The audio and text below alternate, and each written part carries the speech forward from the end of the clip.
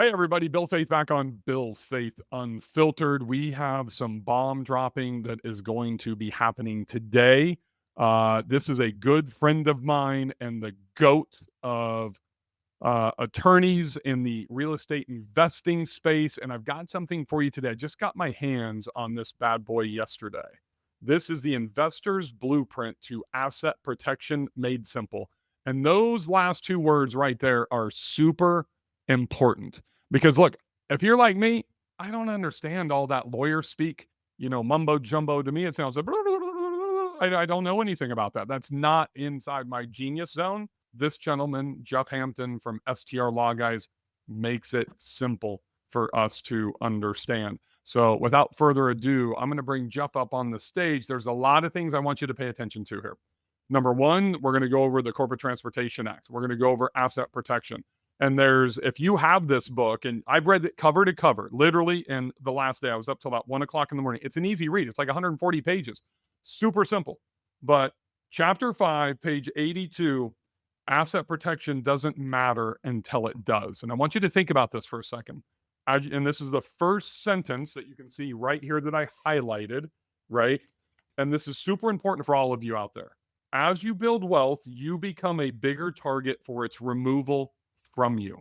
As you build wealth, you become a bigger target because every freaking attorney that does slip and fall when somebody's in your Airbnb and they slip on a wet entryway into the house or on the side of the pool and you don't have the right signs, you don't have the right asset protection, you don't have the right LLC structure, and that's where you and I go wrong. And Jeff is going to put us on the right path right now. Jeff Hampton, STR Law Guys, Texas native. How are you, my friend? Good, Bill. I'm doing great. Thanks for bringing me on. I'm excited to be on your podcast and get a chance to talk a little asset protection here. Man, I've got 33,000 people in my Facebook, my YouTube channel, because of you, actually, learning stuff from you about YouTube optimization, has grown from 1,100 to like 5,700 people. And now I'm getting that's the interesting 5,700 subscribers. That's it. But yet I'm getting over 100,000 views a month on my YouTube channel. You and I met at a boot camp I did maybe 3 years ago. You joined my mastermind at that boot camp and came to the very first meeting in Deer Valley, Utah. Do you remember that meeting? Oh, yeah.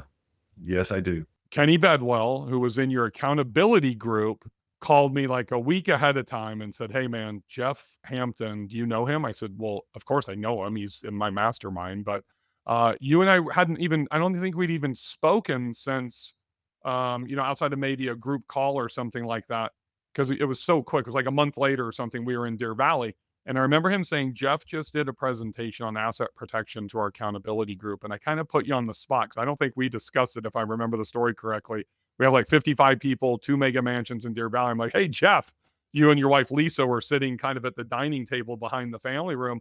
I said, "Can you come up and talk about asset protection?" Do you remember that day? Oh, yeah. No, yeah, like it was yesterday. It was amazing. Absolutely. Do you remember what I told you about 3 minutes after you got done? One of the things I remember you saying is this is not the Anderson model, is the first thing you said, and no one's heard of this before. Something along those lines.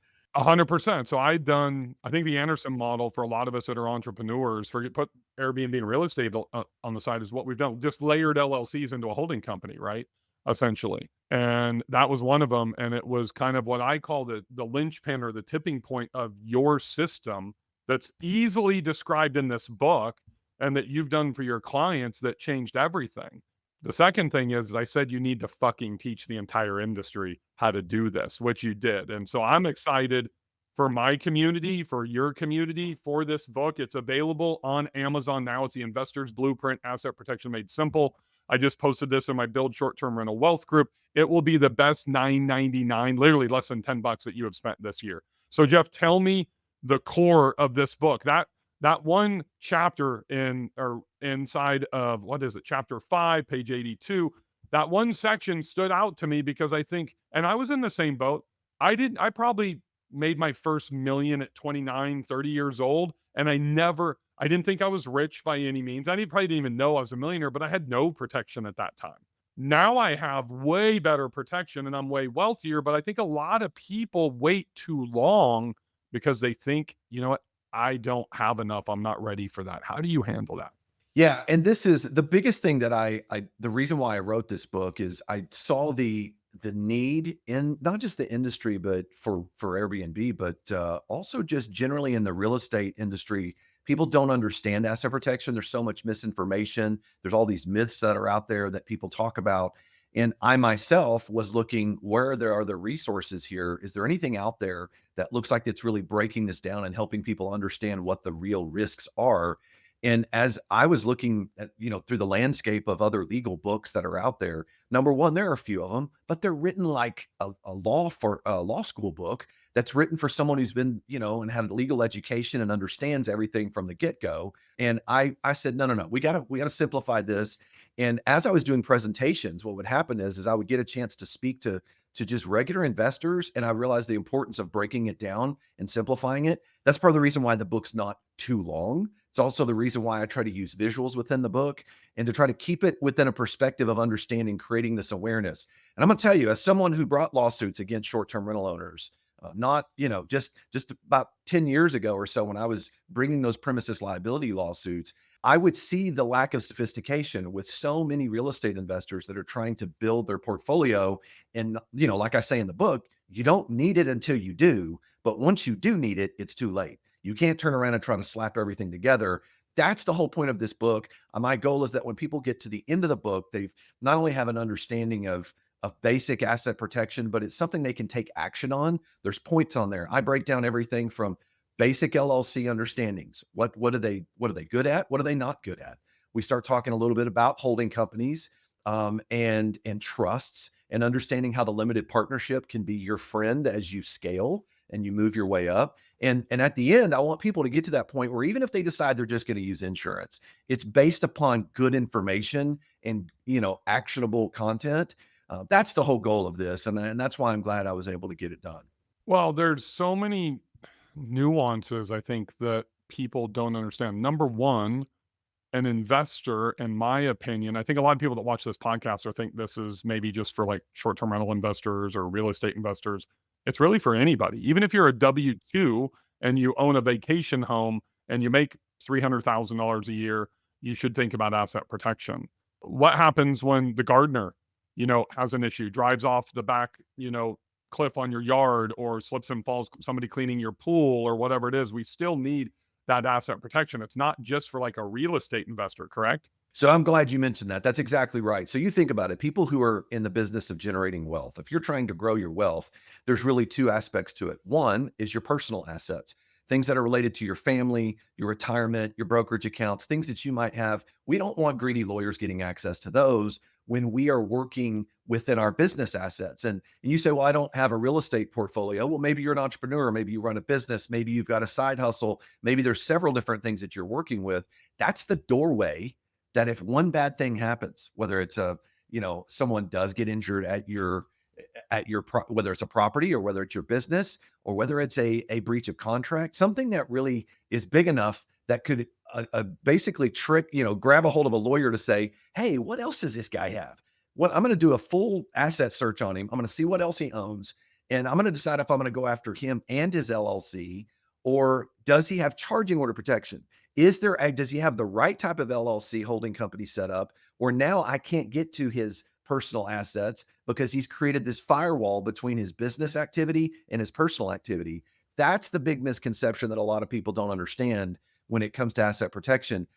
That's why the wealthy use this stuff. I mean, they don't put this stuff in their personal name. There's a reason why.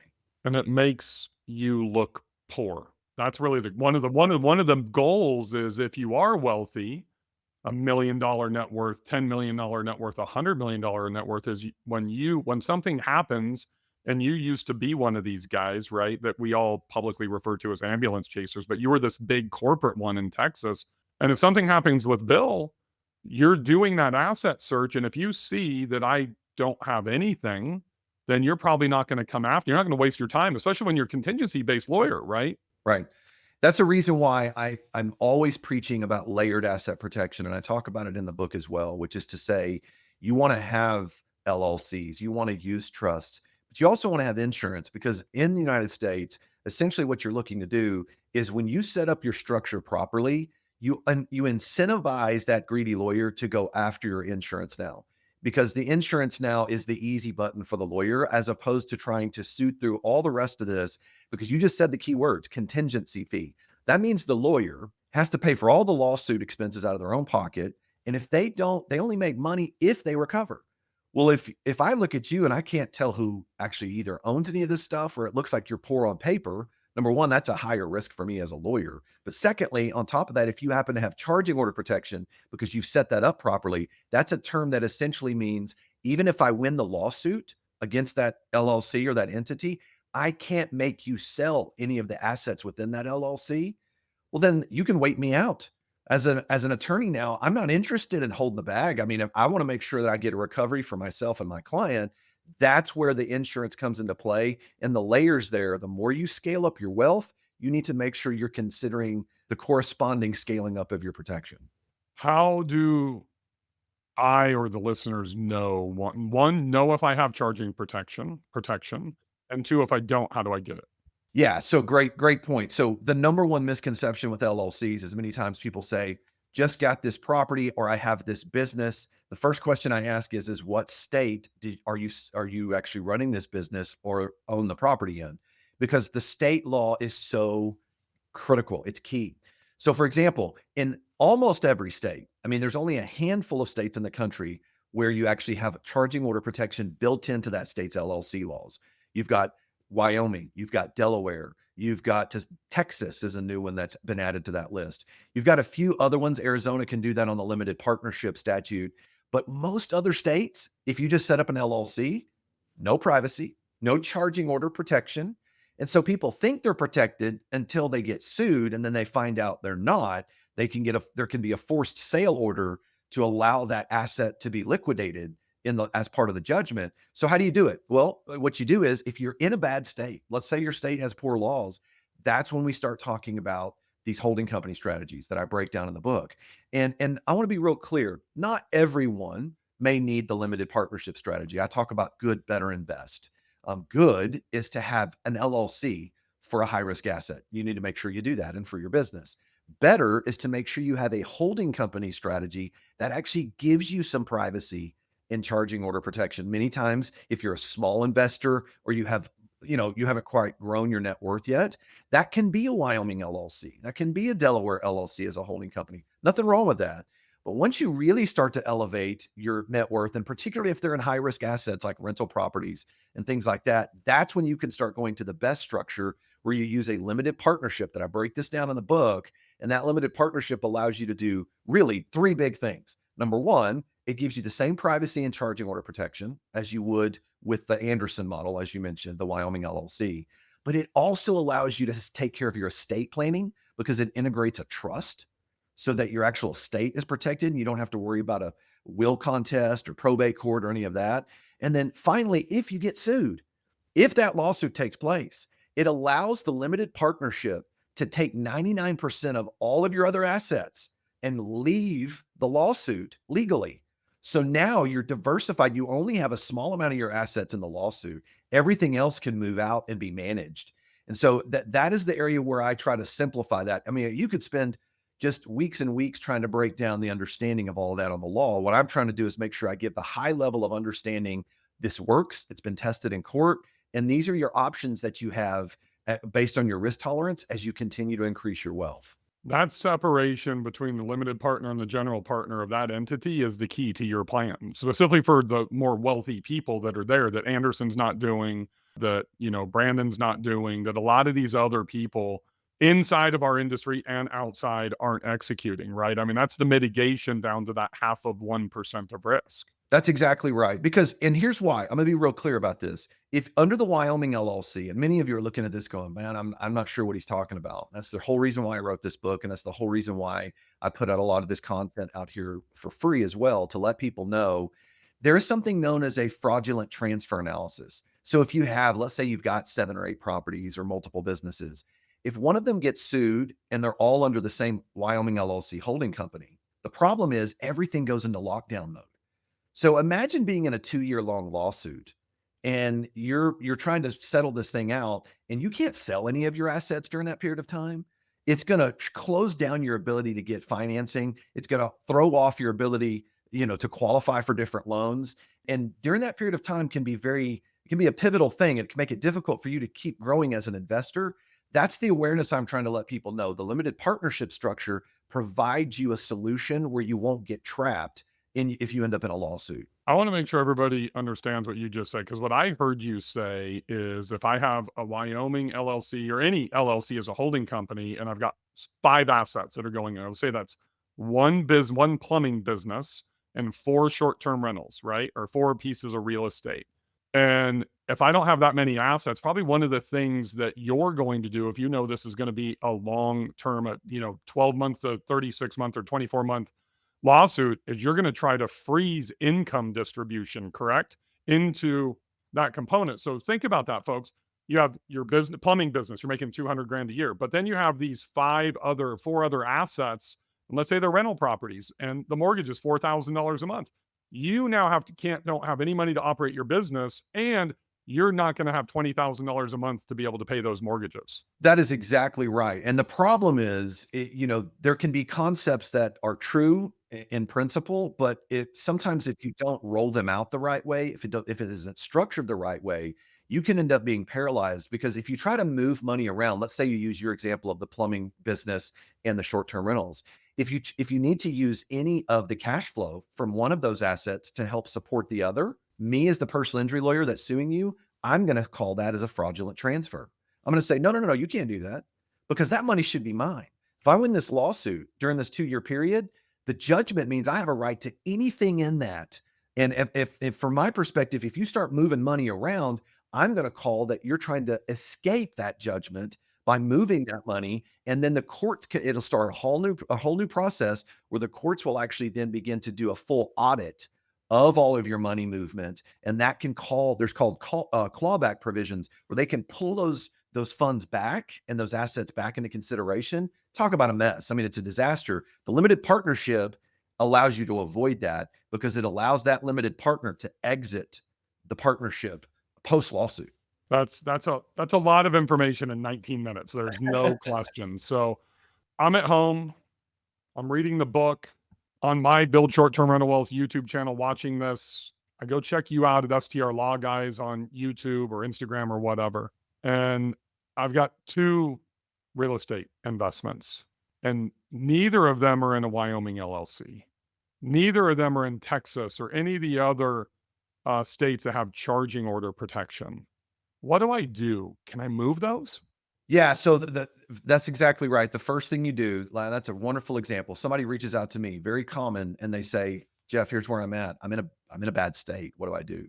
First thing we want to do is don't set up a Wyoming LLC and go dump those properties from those states that have poor laws. Don't just immediately dump it into a Wyoming LLC.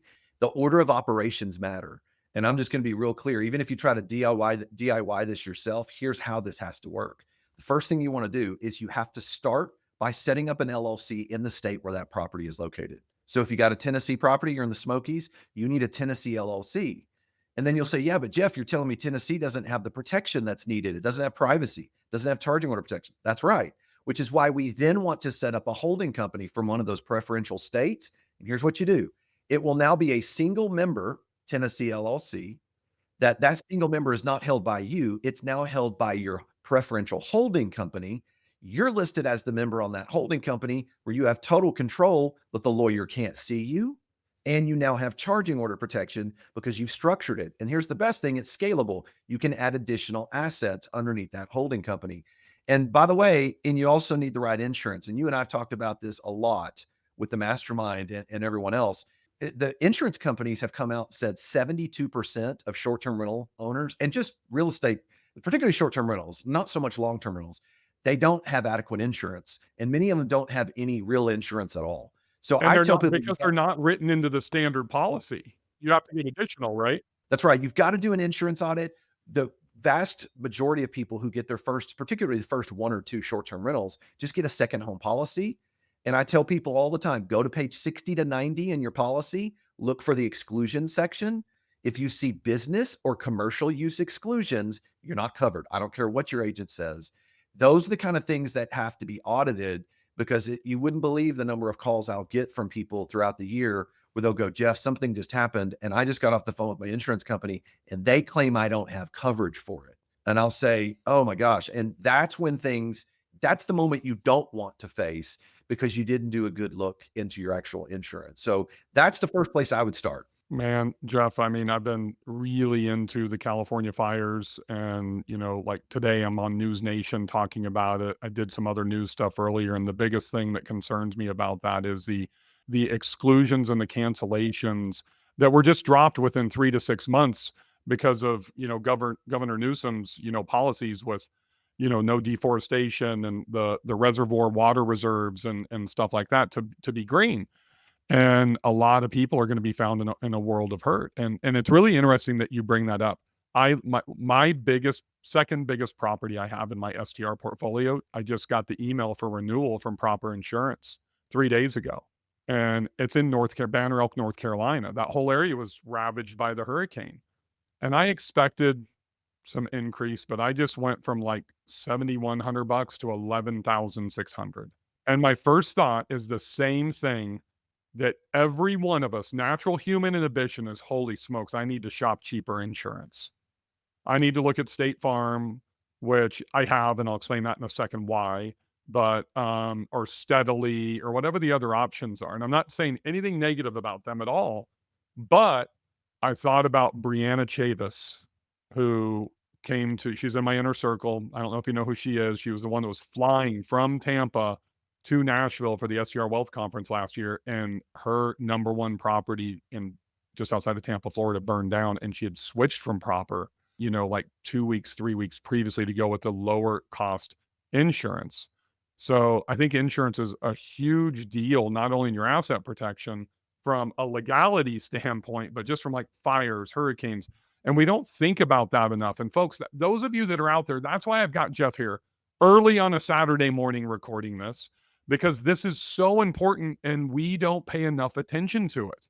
We don't pay enough attention to the legal and the asset protection, whether it's in your co-hosting contracts, whether it's in your setup that Jeff has just explained, whether it's in your insurance. So I have some of those properties, Jeff, that Proper won't insure because of like fire risk, right? Like no property that I own in Montana, they're based in Bozeman. And I got $7 million of real estate in Whitefish, Montana, and they won't insure any of them. And then like my first property that you've seen, the one on the river, Lodge 93, I've got the hot tub. I added a barrel sauna, which a 5-year-old kid could get in there and the little brother locks them in at 170 degrees. There could be a problem.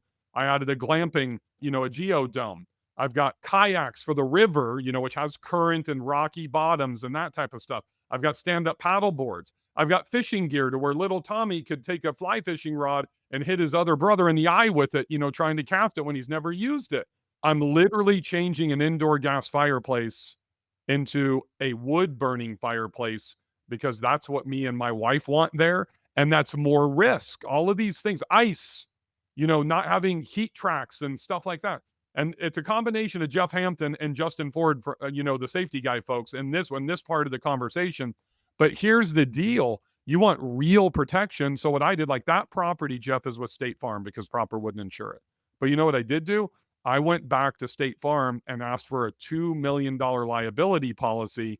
And then I had to go directly to Lloyd's because State Farm wouldn't do it and use my relationship from a previous business venture that I had to get an umbrella property by property, not portfolio wide. Does that make sense? So now I've got 5 million umbrella on top because there's a big difference, folks. If little Tommy's parents make $100,000 a year combined household income and they're staying at one of your properties paying $125 a night, big difference than if Jeff Hampton shows up and something happens to one of his kids or if I show up. So when I went through that process, Jeff Lloyd's said, what would happen if something happened to you? And I said, here's how much money I'm making. Here's what my assets are. They asked those questions just to help me decide what type of coverage I need. And I'm probably worth 50 to 75 million for the next 25 years of my life, according to them. So even a $5 million policy is not going to do it, right? But it's going to be easier for you if I have your setup. You would not take on my case because you don't know that I own whatever millions of dollars of real estate or any of that type of stuff. What you know is that I have $2 million liability policy. I probably have 300,000 or 500,000 in coverage on my primary policy. And what you guys at home don't know is you may have $500,000 in insurance on your deck page of your policy, but Jeff mentioned the most important thing, page 60 to 90 on most policies, look for the exclusions for business or commercial. Because with That's right. State Farm or Farmers or any of these others, they don't have it. And many of them will have rent. They'll say they're giving you rental insurance, Jeff, but it doesn't cover short term. It's only long term. That's where the devil's in the details on some of the way that it's written by underwriting. And you have to really, and one of the things that what frustrates me the most is you'll go shop insurance and you'll just believe the agent, the guy who's talking to you and says, "Oh, no, you're good." And then actually look at it, and they can't give you an actual explanation for the exclusion. They're like, "No, I know, but we're okay." That's the part where you've got to be really careful. And I like to think of this as sometimes people think, well, I'm not rich enough for asset protection. This is risk mitigation. Like all of us should have risk mitigation as an aspect to anything we do in life, but particularly with investing and if it's labeled a high risk asset. And when you're talking about rental properties, 100%, the particularly short term rentals with thousands of people coming in and out of them, it's a high risk asset.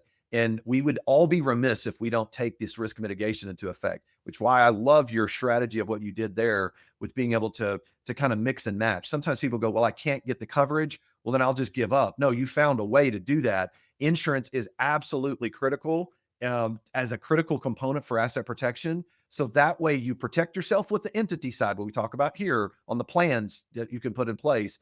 Insurance is the lead out for the lawyer to keep them away from your estate. Even if you guys have one property at home and you want to do what I just mentioned and what Jeff does, you need to understand one important thing that I had no idea about if I wasn't friends with Jeff Hampton. And I think you talked about this in that first mastermind meeting.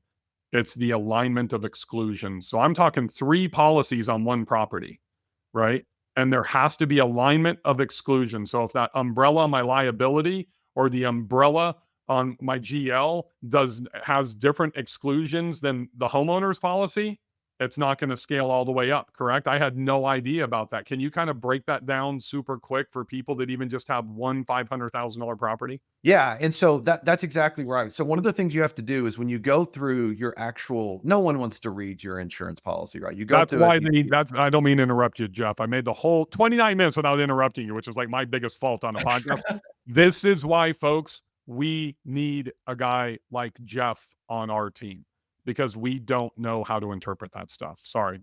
It's that important.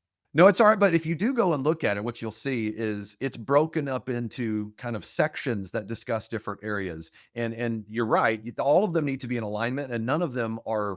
Not one of them is necessarily any less important than another. So when we talk about everything from premises liability, and I kind of have my golden rules for when it comes to insurance, you need to check that almost everyone, even if you have commercial coverage, because that's the first thing you want to do is check your exclusions. Then you look at, am I underinsured? Because if I'm not excluded, do I actually have coverage? Is almost all insurance policies don't provide enough coverage for the 3 main areas you need. Number one is the premises liability. I'm recommending if you can get as close to 2 million in coverage as you can. You say, well, Jeff, my property is only worth half a million. It's not about the value of your property. It's about the value of the injury. If someone ends up getting hurt and you're talking about the damage amount, and million to 2 million on the premises liability side. Level 2 is what we call the all risk portion of the policy, which is if, like you gave the example of the property burning to the ground, right? If the property burns to the ground, if it's a total loss, if there's damage, wildfires, everything else, you need to make sure that you have a good idea of what it would take to replace that asset. What's it going to take to actually, rebuild the entire property from start to finish, and you don't have a huge gap between that. Sometimes it takes having the insurance company actually come out and look at it. I've actually had to do this where I go to the insurance policy and say, you guys need to come out here. I'm not going to re-up unless I really want you to come out here and see the value of what this is going to take. Building costs have gone up. I mean, period. And especially if you haven't had that looked at in the last 3 years. I mean, many times have gone up 30, 40%, depending on certain areas. You typically need about a 7 to 10% increase every renewal period or you're going to be behind. But if you don't ask for it, they're not going to give it to you, even though they'll still raise your premium, right? 100%. You've got to ask. Finally, number 3 is that loss of income. And you need a loss of income protection in the event that you have a portion of your property that's not able to be rented and you have to take it off the platforms and you can't actually do make money on the property. You want to be able to cover your carry costs. All of those are just the top three. And but there's other little things like medical expenses. The thing that drives me crazy is there's parts of a policy that you'll look at and it might provide premises liability, but it will only give you like I've seen some with 5 or 10,000 in medical expense coverage for a particular for an event. That's crazy. I mean, you can spend $5,000 by, getting your finger stitched or, almost nothing that takes place. That's where that you've really got to get into the details. And all of those are kind of action points that need to all line up if you really want to be protected. I want to wrap up and just talk about some of those details, Jeff, because this is where the average investor, the average person just makes assumptions. You said loss of income. That loss of income is completely different behind those three words in definition from State Farm, steadily, and proper. Loss of income with State Farm I have three properties on State Farm. And that does not mean that Bill gets paid for everything that's booked into the future if I lose my property. It does not mean that I get the average of what AirDNA says or anything like that. But some of those things, it's much more applicable with proper. They will pay me based on bookings or last year's average tied to AirDNA. They have these different formulas, right? Where I get nothing from State Farm. Oh, they're going to put my guest into a hotel if they were there when this happened, right? Or if I own the property, they're going to put me into a hotel for a limited amount of time, but they're not writing me a check, right? So there's different definitions that we don't see on that deck page that we have to dive in to really look and analyze the policy. That's right. That's right. And that's with everything you're talking about. Yeah. The biggest thing that I see that so many people make mistakes on is legal and things like insurance, legal. They're seen as inconveniences, like things like, oh man, I really, let's just get that over with. Like, I don't, that's something that we don't really want to look into the details of, but particularly with legal and particularly with things like your insurance policy, I want people to get what they're paying for, and you want to actually have the protections that you need here. Those details are what's critical. And so you're right. I've had people come to me. It's amazing. Before you sign the deal and you're shopping insurances, you need to make sure that you're talking and finding out what they mean by loss of income, what is actually covered, how they're calculating it. And you want to know that and push your agent, because if they're not going to give you that clarity, you could be signing up for something that you're paying monthly for that's really not going to provide you much help. I agree. I said I was going to wrap up. We're going to talk about one more thing because this is just a master class for all of us as investors. And that's really what your book is. In my opinion, it's a master class for investors, but it's written at a fifth grade level, to where a college dropout like me can understand it. And page 107, chapter 8, tax strategy. I think one of the big things, so we talked about insurance, we talked about like the paper plan, we've talked about the LLC structure, all that type of stuff. I also think one of the big things that people get really bad advice from attorneys is their LLC structure or LLC into sub S structure or, whatever it is from a tax perspective. And I know that you have worked with a lot of tax experts in the real estate space, Ryan Bakey, very closely, both in the mastermind, and then you guys have done things outside of it. You guys are both in a different mastermind together as well, not just mine, right? You guys are really tight, and a lot of that was very intentional because very rarely, folks, do our attorney and our CPA communicate, let alone fucking collaborate. Those are two different words, right? And you and Ryan collaborated. You and David Perez have collaborated. You've worked hand in hand because tax strategy is a huge part of your structure. Correct? Yeah, and in fact, it comes in multiple areas. You need to not only be thinking about what happens now, because the most important question people ask me is, well, Jeff, if I set up LLCs and I have asset protection, how does that affect me on my tax filings? Am I going to have an enormous amount of tax filings? First answer to that is no. If you structure this properly, I mentioned earlier where you can have every one of your properties in single member LLCs held by the proper holding company. You're not filing any tax returns for those single member LLCs, and you only file a 1065 partnership form for your holding company, and you still have asset protection. So you're minimizing your filing fees. But here's what's key. You need to know what you're doing on a 1031 exchange. So it's not just when you buy, but what are you going to do when you sell? One of the areas that people come to me on, you're not thinking this way at the time, but if you either have an asset that's not in an LLC and you want to do a 1031, Your qualified intermediary might not let you do anything for 2 years after post 1031, and you could be renting out a property that you don't really have any asset protection for unless you plan for it before you do the 1031. There are a lot of people that are looking to, get out of an asset and move into a better asset. You need to be doing this type of planning. Tax planning involves how you set up your LLC as well. And structured properly, you can have everything in alignment where you're not going to end up sacrificing one for the other. Scylla, Jeff, that brings up another question that I've got to ask you. So a lot of people don't think about that in advance. And honestly, I don't know that I ever thought about it that way. And I'm supposed to be the expert as an investor, right? I get the 1031 side and the restrictions are strict, and I'm very tight with my intermediary. We've done a lot of deals together. But what happens if you do the poor man's, 1031 and you do a cost seg and then you need to move out of that LLC into a different entity?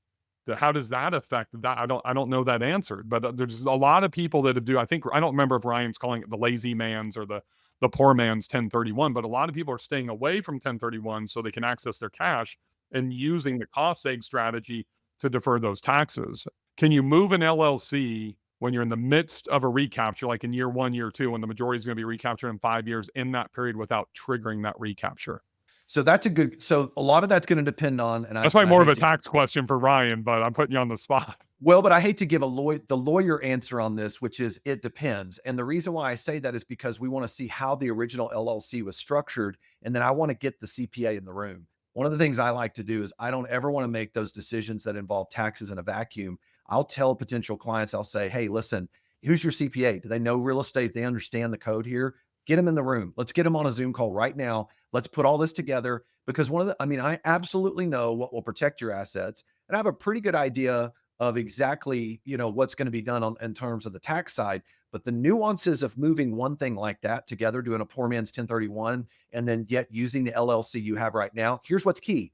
If with the way you have it set up right now will not accommodate that, there can be changes made to the LLC before you do the 1031 that could then be in alignment with what you need with your CPA. So the key is people just in a rush, they want to make their sale, they want to get the 1031 started, and they don't take those into consideration before they pull the trigger on this. Once you're in it, and I know, we've talked about this before, once you're in it and you've sold and you're in the middle of your 10th, you can't do anything. You're stuck. You're where you're at for the next couple of years. Just a whole nother thing, folks. I mean, it's why, in my opinion, almost all of you should be using one of 3 CPAs in this industry. I'm a client of Ryan Bakey's. I think for me, he's the best. David Perez, Brandon Hall, those are the 3, in my opinion, the 3 best real estate CPAs in this industry. And if you go to your CPA and you ask them the question I just posed to Jeff and they can't answer it like off the top of their head confidently, it's probably not the person I want to get real estate advice from. And most of you are still using your CPAs that you've had for years that are not experts in the tax code for real estate and, most importantly, short-term rentals, which is different. Can I give you one last thing I want to give your viewers? 100%, yeah. So one thing I want to tell everybody, because I'm getting a rush of questions on this, is on the Corporate Transparency Act. Oh, shoot, I forgot about that. This is a big deal. I'm sorry. No, it's all right. A lot of people are saying, Jeff, what's going on? What do we do? So I'm going to give you a 30-second rundown. So the Texas District Court, the federal court here in Texas, had ruled an injunction. Hold on, before you go through that, what is this Corporate Transparency Act and why do I need to know about it? So the Corporate Transparency Act, federal law that passed, essentially requires, if you have an LLC, particularly almost any entity other than a trust. If you have a revocable trust, it's not required. You have to file your personal information and disclose who you are if you have at least a 25% beneficial ownership interest in an entity. So that's with fincen.gov. So it's the Financial Crimes Enforcement Network. Now you're saying, Jeff, what does this mean? This law was passed to try to stop money laundering and terrorism through shell corporations. That's the whole purpose of why it passed. Okay, the problem is, though, just like many other laws, a law was passed for a good reason, but it ends up violating a lot of privacy and pulling in requirements for people that really aren't needed. It ends up hurting people who are law-abiding citizens that are just trying to, run their business. And so what happened is the Texas court here, the federal district court in Texas ruled, they filed an injunction saying they believed it was unconstitutional. It was then appealed by the Treasury Department, and moved directly to the Fifth Circuit. Now, if you've been on YouTube or seen any stuff on Instagram, you're going to see all these updates.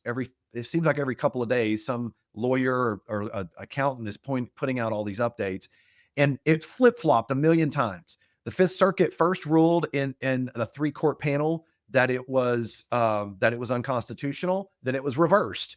Then the Fifth Circuit came back and said we're going to review it en banc, which means we're going to all sit down together and figure this out. And they ruled it unconstitutional, 100% unconstitutional. The only place it can go now is the Supreme Court. So just as an update, right now you are not required to file. You're not required. There is going to be a hearing currently scheduled in the Supreme Court in March.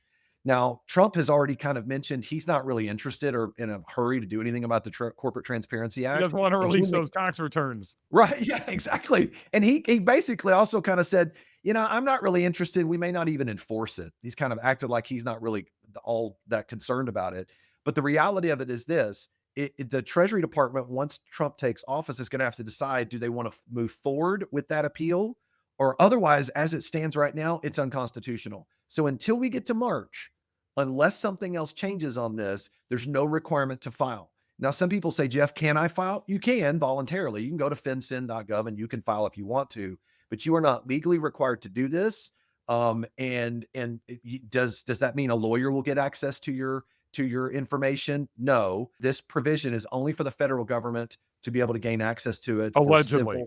Exactly. But I can tell you this: there are penalties that are associated with it, because people are concerned. Well, does that mean a lawyer can subpoena this information if I got sued in a slip and fall?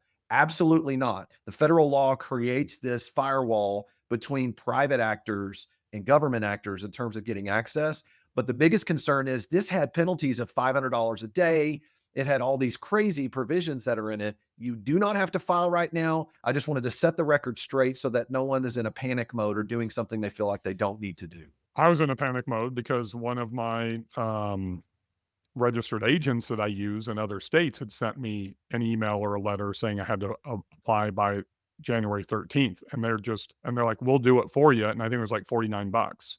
So they're just trying to generate revenue off of fear. And I texted Jeff and he told me this, just wait. So I'm sure you'll keep your community through YouTube and Instagram and everything updated on this. And I'll keep you updated when I hear from Jeff through my community as well. And this could be, it could be a big deal if they put it into place and then we don't file for 30 days. So I think the timing is going to be important. And my opinion, that's all this is. I have no insight. I'm going to reach out to a friend of mine that probably knows a little bit more about this. I think my friend Mike that I'm referring to in the political sector. But if it's already had those three judges that got, or 3 courts that got together, and it's going to the Supreme Court as unconstitutional, and if our soon to be president in a couple of days is not going to enforce it, I don't know that those Supreme Court judges are going to want to take the risk of having their name on trying to reverse that and then even have it non-enforceable on their legacy, to be honest with you. So it's probably 50-50, if not less, that it might actually get passed. Well, see, the great thing is the Supreme Court can, there's something called a writ of cert where you have to file asking for it, and the Supreme Court could just deny the writ and they don't even have to rule. So now the law is the law as it is. So, which means you don't have to file. So I expect there's a good chance that's probably what's going to happen. But the biggest thing is there's so much misinformation and videos from day after day that people don't know what's right and what's not right. I want to set that record straight as of right now, and I'll keep you updated on it so you can let your community know as well, just so that people need to know if they need to file or not. Awesome. Jeff, I really appreciate you taking time out of your weekend to be here. So go to STR Law, guys. And I guess I'll just ask you I know the answer, but I'm going to ask you a quick question. I've got one bedroom condo in PCB, and I just don't know what to do. I mean, I hear all the stuff you're saying, but it's mumbo jumbo to me. I don't get it. I would say just go read the book. It'll take you like 2-3 hours. It's easy. Read it when you're in the bathroom, when you go to bed, whatever. But how can I ask you questions? I mean, how can I get in contact with you? I know I need help, but I just don't know where to start. How do I really get in contact with you? So I'm absolutely available to people in that regard. Here's the way it works. First place thing to do is, yes, you have the book as a resource. The second one is the YouTube channel, where I give an enormous amount of just free information for people to help And understand that's a SDR basic. Law Guys on YouTube, right? That's correct. Yes, STR Law Guys. Then third, if you reach out to me, Jeff at strlawguys.com, go to strlawguys.com, the website. I give free consultations. So at the end of the day, this is never a sales thing. This is equipping you with what you need to make good choices. And we want to be a trusted partner for people as they grow their wealth. And I'm a big believer then, just like you do, Bill, you give the information out to people and help them, help prepare them for taking action, that they're going to want someone to help them along the way if they need that assistance. That's what we are doing at STR Law Guys. But I'll answer your questions. If we can't help you, or say, Jeff, I don't need an attorney to help me. I can give you the answers you need, and I have no problem giving of my time to try to make sure you're where you need to be for your protection in your tax situation. That's what makes you unique, my friend, and that's why I love you, is Jeff is a giver, and it's no strings attached. I can't tell you how many people have come to me. I'm not an attorney. I didn't sleep at a Holiday Inn Select last night, so I can't answer the question. I think I might know, but I'm not comfortable, so I refer them to Jeff, and they schedule a consultation. And when you're really good and you educate, and you help people and they know that it's authentic and genuine like you are, Jeff, you don't have to sell. You just, hey, if you want to buy from me, if you want to go into my mastermind, my inner circle, and go to that next level, then I'd love to have you, but you don't have to do that full court press. Right. And I know you walk the same walk. So I'm very appreciative of that. You've helped me so much. A lot of the things you've helped me on, there's two or three things I took notes on that I didn't even know today. And that's what I love about this. I would highly encourage you guys, if it sounded like mumbo jumbo to you, get the book, re-listen to this podcast, or go back, to SDR Law Guys and schedule that appointment with Jeff. There's no strings. There's no sales pitch. It's just straight helping and answering your questions. Well, I just Often, want to yep. Sorry, I was just going to finish with this too, to say this as we've wrapped up a couple of times. You were a big inspiration for even writing the book for me. When you kind of unlocked for my wife and I our life plan, and to understand the importance of getting that in alignment, the two of us, our relationship grew stronger. But on top of that, we really got on board with everything that we were doing moving forward as a family. And a big part of that was this book, which is to say, she was in alignment with me, and we said, you know what? You need to do the time to do this. This is important for the industry. It's important to get this information out there. And at the same, if we can help people, that's what matters. So I want to thank you, you were a big part of the inspiration for my wife and I getting together and saying, this needs to get done. Well, I appreciate it, and I'm sure you have like basketball or something going on this weekend. I'm sure. So let me let you go. Tell Lisa hello, and we'll chat really soon. Everybody, just I got one ask for you. If you have found any ounce of value, and I know there were 1,382 bombs dropped by Jeff, just hit that subscribe button so you don't miss anything on the next episode, because you're not going to want to miss my next guest that's coming up as well. Thanks, Jeff. Have a great weekend. We'll see y'all later. Have a wonderful day and happy hosting.